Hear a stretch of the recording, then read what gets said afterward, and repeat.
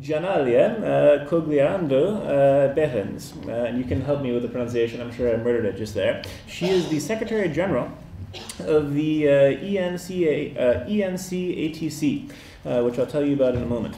Since 2004, Ms. Cogliandro Beyens is the Secretary General of ENCATC, the leading European network on cultural management and cultural policy education, with over 100 members in 40 countries. She's also the administrator of the Thomason Fund, a mobility fund aimed at supporting and encouraging mobility of cultural management, educators, and trainers.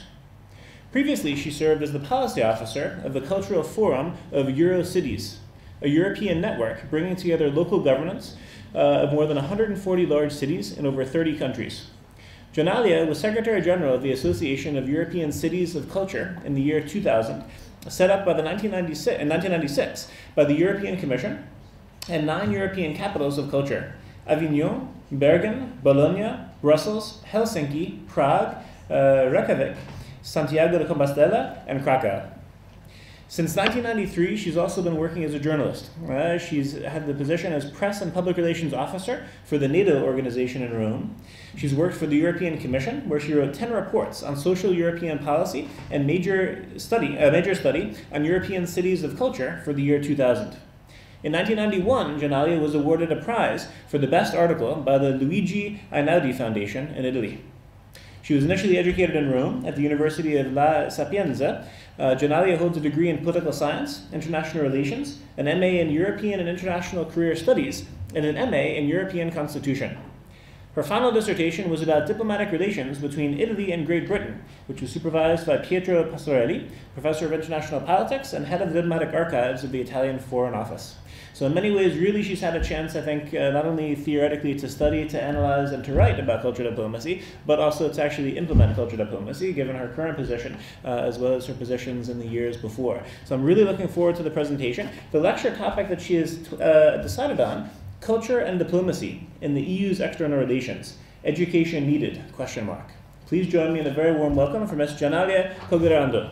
Thank you.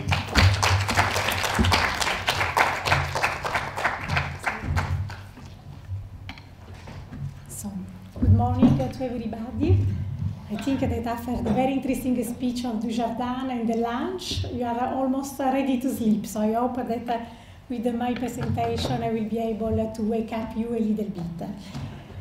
Well, the idea of my presentation today is to present a little bit what is ENCATC, why we are interested in cultural diplomacy and culture external relations, and what is the state of art of education in this specific field in Europe, and an example of a program that we consider as a very interesting model among all the others that you can see provided in different European universities.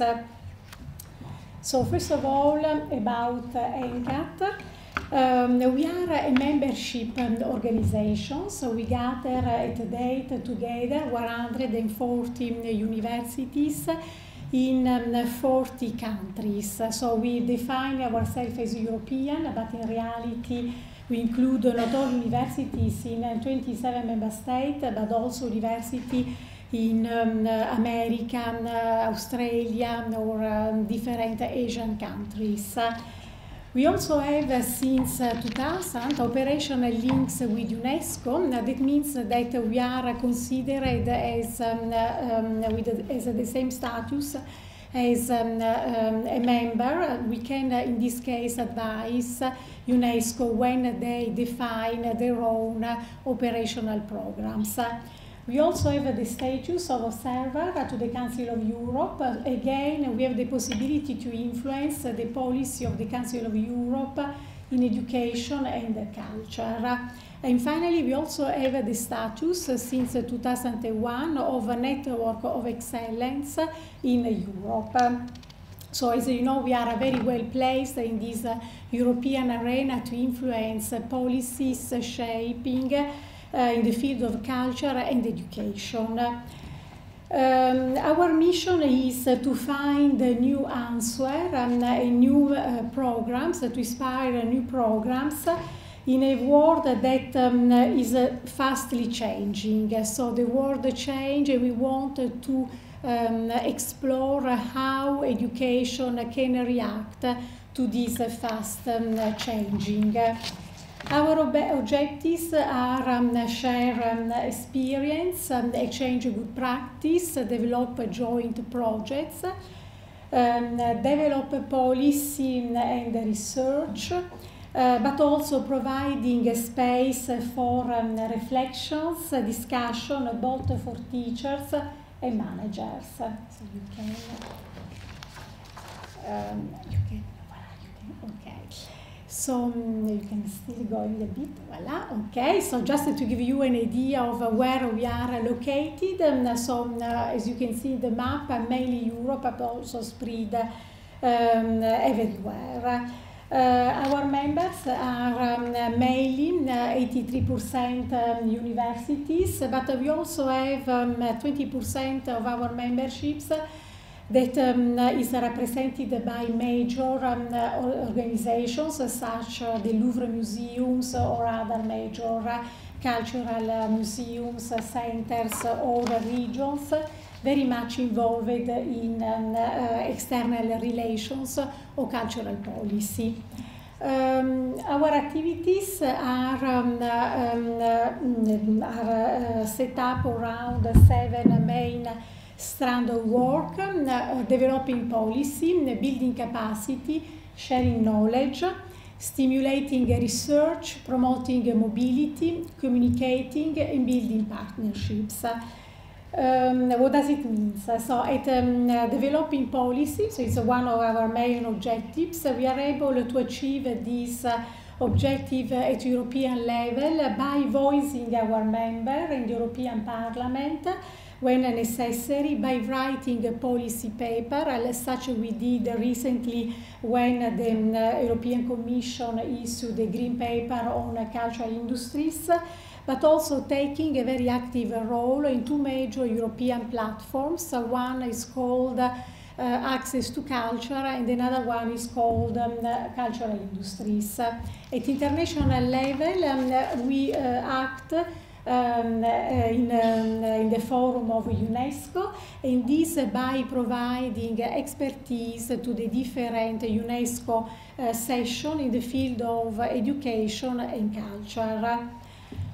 In the field of capacity building, we organize a number of seminars and events. The aim is to make update on curricula of our members. We also offer the possibility to share knowledge to our members by organizing a number of events in the format of seminars, policy debate, or workshops, but also by organizing every year a major annual conference on cultural policy and cultural management for about 200 delegates from everywhere in the world.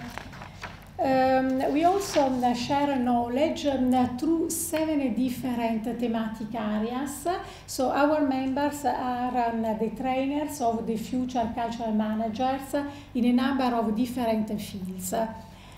So we try in this thematic area to reflect all the different fields, such as creative industries, heritage, museum, arts and health, urban management, Europe International, and Monitor for Culture. So we tackle inside of our organization all these different specific knowledge fields. In the field of research, we organize every year a major competition. It's called the Cultural Policy Research Award. It's a €10,000 award for a project of research to be developed in 1 year time on cultural management. So it's applied research. The idea is to deliver to policymakers some recommendation in a specific cultural management issue. We also organize each year a forum for about 40 researchers. They receive grants for traveling and accommodation to attend this forum. The idea is to put together young researchers from Europe to exchange their own knowledge, but also to meet well-experimented researchers. For very experimented researchers, we also organize every year a research session. It's a very stimulating environment to debate a number of issues related to cultural policy. Another very important field, as I said previously, Paul Dujardin, is mobility. So mobility is extremely important to open up our mind as students, as artists, as educators, and we try to reach these objectives by three main instruments. The Thomas & Found, so it's a mobility funds that provide grants to academics around Europe. A program for students called Trans-Europe Express, so we provide to a number of students the possibility to get placements abroad. And a new program that will be launched next year that is called Europe USA. And it's a program that will allow students and researchers to study and have a traineeship either in Europe, either in the United States. You also have a map of the different places where the mobility is promoting mostly in Europe by our organization. We also have a number of instruments that make us able to communicate what we do inside and outside the network. So if you have time, I invite you to discover our website. It's very rich because we publish a number of reports, videos and outcomes that we constantly upload on this website. We also have, as everybody today, a number of social networks like Facebook or Twitter. And we also have a number of videos. We take the opportunity of our conference to ask questions on hot topics to major expert or leading people on culture. So if you would like to have a look, you can find a number of very interesting interviews to leading figures on culture in Europe. What else? We have blogs. We have also blogs on cultural diplomacy. You just have an example here of blogs on cultural industries and art management. You can post your reactions, but you also can get information about events and activities and a report from our organization and other organizations.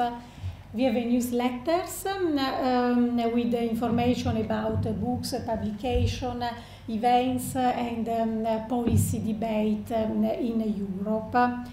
Then we have a short facts and figures slides that show you that at the end we do many things, but with a very small budget. So if you have the possibility to have a look to the website, you will get an insight about all the activities that we develop with a very few amount. So this is possible thanks the engagement of our members that are strong and powerful universities around Europe. This is the organization.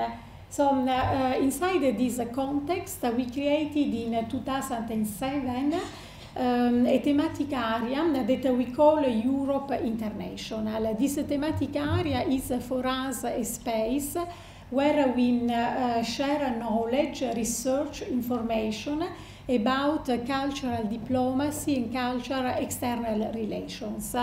It's a very new topic. So we started in 2003 to map in Europe which are the universities providing a training program in this specific field. And at the time there were very few, like 3 or 4. But if you do, we do the same exercise today, so we start mapping again who are the academic, the universities providing this same program in Europe. You can already find about 40 universities in Europe provide this kind of training. So it starts to be very important for us to share knowledge among these universities, to share curricula and develop research about this important topic. This thematic area is led by Gerard Linston from the Goldsmith University College, and has already a number of very known experts like Rod Fisher and many others, very active in studying this field in Europe. What is the idea behind academics working in the field? More and more they receive students from abroad studying in Europe, and they feel that for them it's extremely important to understand their own culture. In the same time, they also know very well that even if they are educating themselves to act at European level or in their own national cultural institutions, they need to understand the different cultures, because today cultural managers, even if it's decide for choice to work in a national cultural institutions, in any case will act with the international public in international context. So it started to be very interesting for all these academics to provide in a sophisticated way or in a very simplistic way training on cultural cooperation, on cultural diplomacy. So you can well again this thematic area is able to exchange experience inside and outside, and enhance the research. Also try to invite experts from different organizations to provide expertise, but also build strategic partnerships. You can see today in Europe a lot of cultural players speaking about cultural diplomacy or culture and external relations. You have very known institutions like UNIC, it was mentioned before by Paul Dujardin, but you also have new players like the European Cultural Foundations, or the European Commission, the European Parliament. So cultural diplomacy and cultural external relations is a very hot topic today, and started very important for us to set up a strategic partnership with all these key players, with the idea to influence their own perspective and also their activities in the field, because at the end they will be the one providing the grants, but also design the future policy. And we know that sometimes they don't have the capacity to do this because they are not experts. So we feel the role of our organization as expert providers in order to get what is today really needed in this field. And I think that Paul Dujardin said before, till a few months ago, Europe was also in this position of giving lessons to the other countries, but more and more after the recent revolution we can see that we have a lot to learn before giving lessons. We have to learn their own culture better. And this is a very ongoing, interesting debate. If you have the chance to follow, there are a lot of videos in the website of the Parliament in which you can follow this debate. And I can confirm that many of the European parliamentary people, they really believe that Europe should listen more and should learn more in this topic.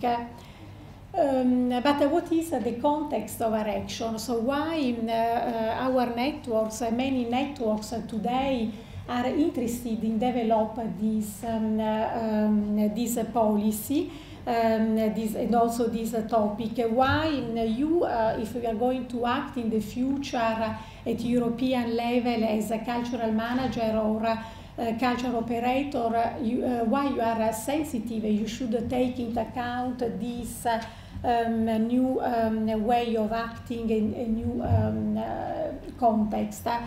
All begins years ago when the Lisbon Treaty in 2009, the Article 167 say that the European Union shall take into account in all the policies the action that foster intercultural respect and promote diversity. So for the first time we have a legal framework and also an obligation for the European Commission to take into account in a transversal level this activity in the field of promotion and respect of interculturality. To achieve these objectives, in 2007 the European Commission set up for the first time the European Agenda for Culture in a globalized world.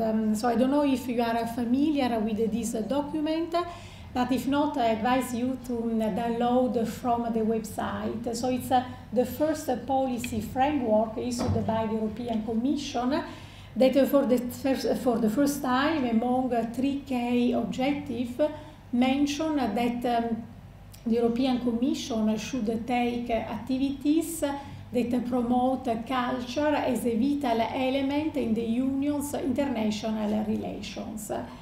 It's very important because step by step, following all these statements, we can assist today to a number of strategy, action, and probably programs next year that will implement concretely these statements.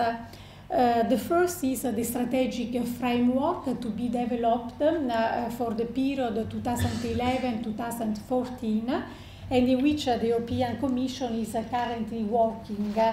And we expect actually beginning of next year a program that will grant funds for projects thanks to all these legal and statements.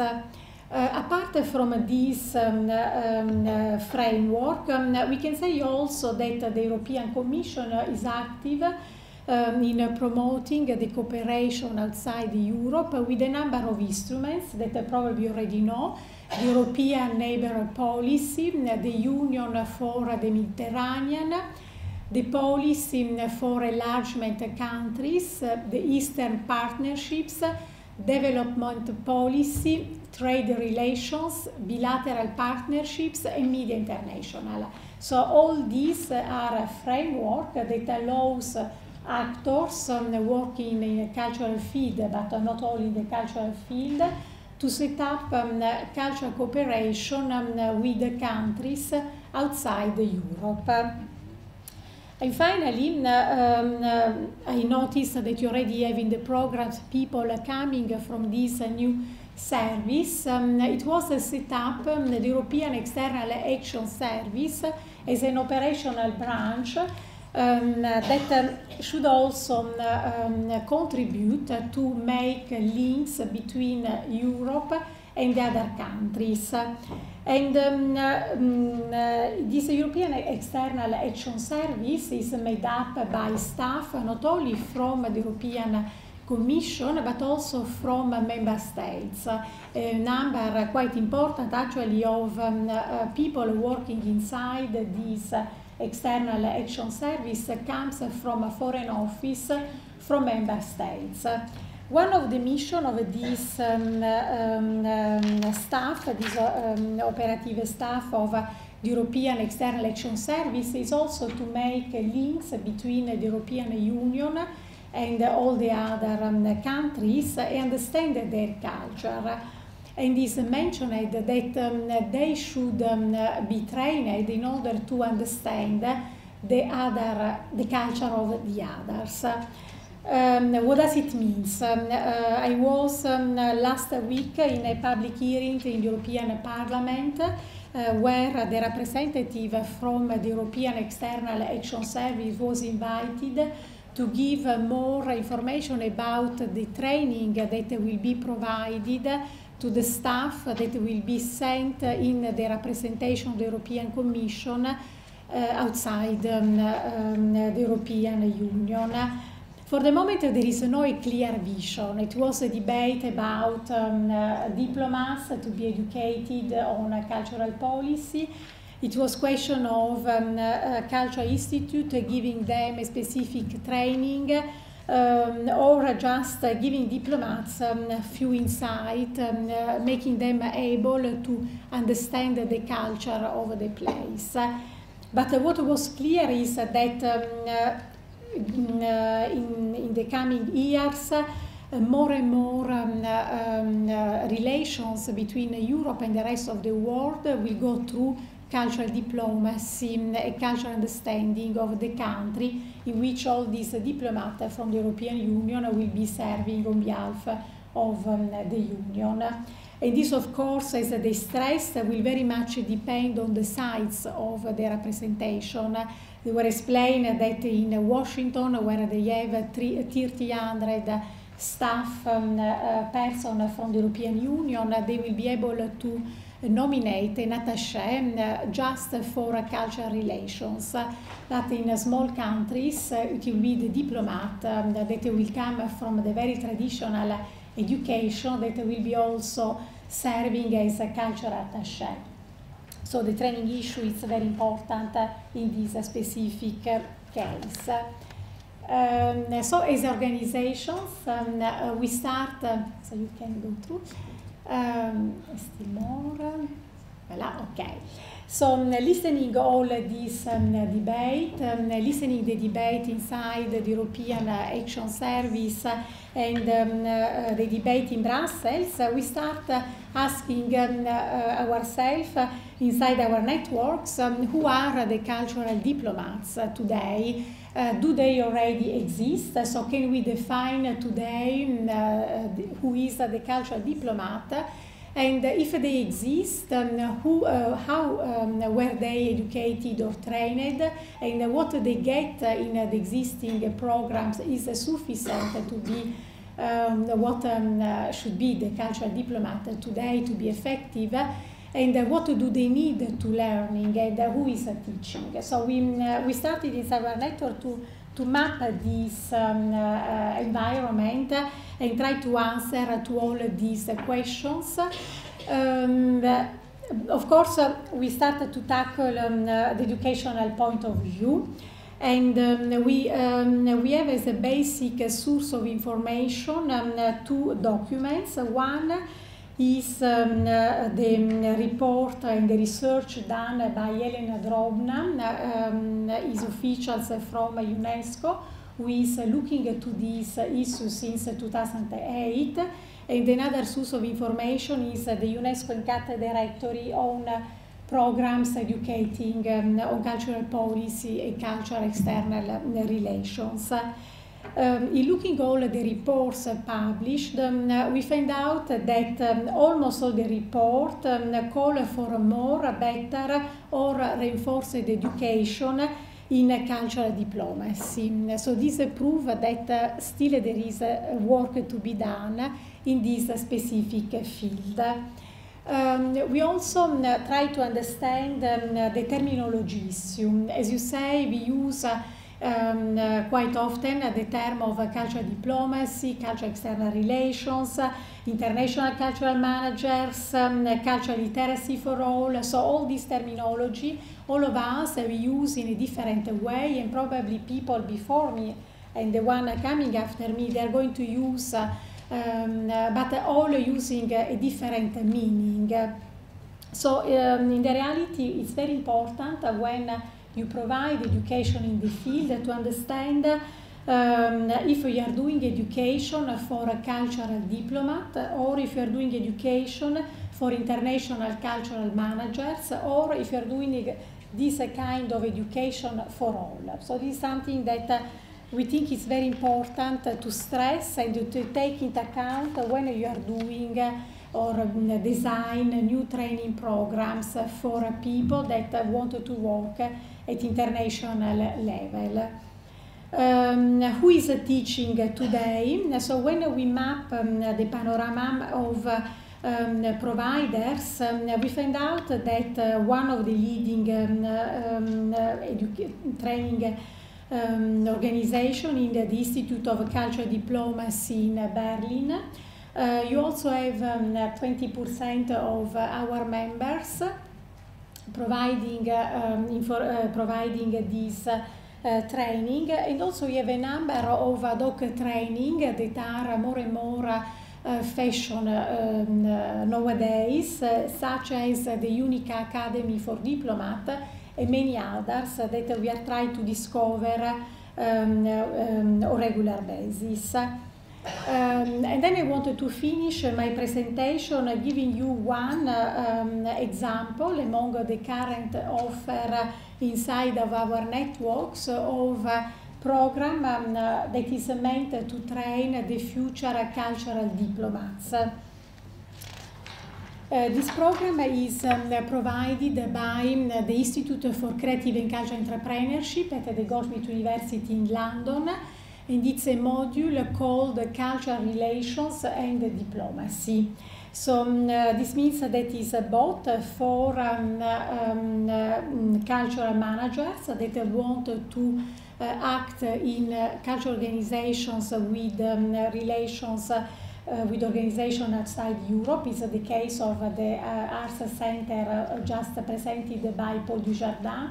It's a national organization, but with operational links outside Europe. And as you can see, the direction of this institute is taken by people and leaders that have this kind of education that is national, but also very much open to this sensibility to cultural cooperation, but also for a cultural diplomat. So this is why the focus is both for cultural relations, but also cultural diplomacy.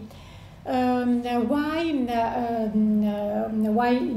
the University of Goldsmith decided to set up this program a few years ago? Because they started from the evidence that in our increasingly globalized world, the traditional cultural representations and the relations of country are being challenged to incorporate a multidimensionality of identity on a plurality of actors, which are the topic that if you decide to study in this program you can learn. You can learn about the history and the theory of international cultural relations. It will be about discussions, the notion of cultural diplomacy and public diplomacy.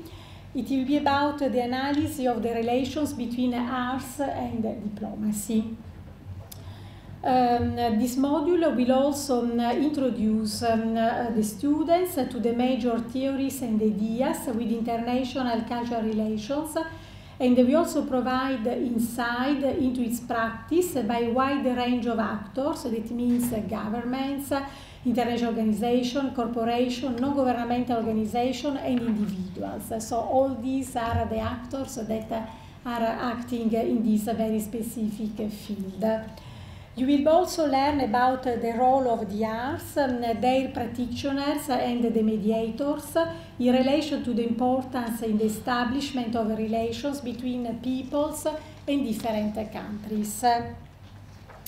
And finally, during this topic, you will be able to investigate the concept of cultural diversity, intercultural dialogue, mutuality, cultural and linguistic human rights, soft power and hegemony, but also connecting this concept with the contemporary developments in areas such as communication, technology, transport, and economic flows.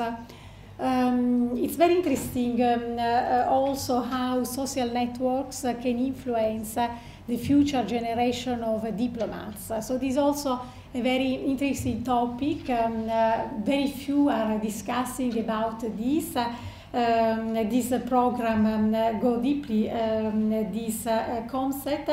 But the idea is that cultural diplomacy was done in the past more on a bilateral basis, elite discussing with other elite, but now the social networks more and more are used to make this cultural diplomacy a mass media cultural diplomacy. So this is also something very interesting, a new interesting development in the field of cultural diplomacy that you can learn in this specific module.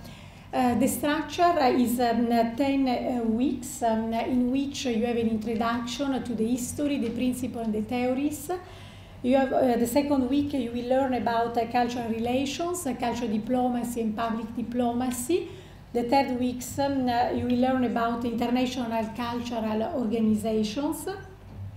The fourth week you have a contemporary issue. The 5th week the role of the arts. The 6th week is a reading week, so we'll get a lecture for experts from all over Europe. The 7th week the practice of arts and the diplomacy. Then you will be questioning about a paradigm shift. What is the paradigm shift from cultural diplomacy to European cultural cooperation? So from a member states approach to cooperation between actors in the cultural field.